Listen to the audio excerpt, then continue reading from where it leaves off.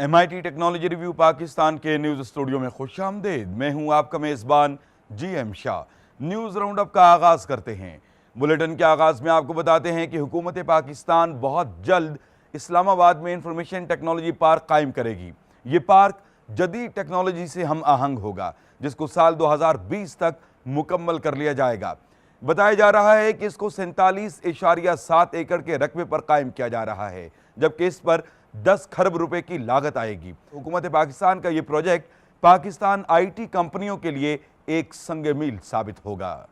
और अब आपको बताते हैं कि आप अपना बायोनिक हाथ खुद तैयार कर सकते हैं। इस ज़िमन में माहिरीन ने 3D प्रिंटर तैयार किया है, जो आपके हाथों के पट्टों की हरकत को रिकॉर्ड करता है और इसी रिकॉर्ड शुदा डेटा की मद में ये बायोनिक हाथ बनाना शुरू कर देता है।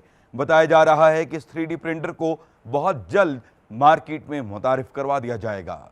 और अब बुलेटिन के आखिर में आपको बताते हैं कि माहिरीन ने एक जदीद घर तैयार किया है। ये घर पोर्टेबल है, जिसकी बदौलत इसको एक जगह से दूसरी जगह आसानी से ले जाया जा सकता है।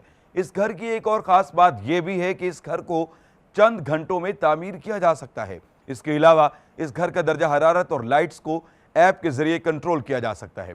इस घर को प्रीफैब के नाम से मंसूब किया गया है।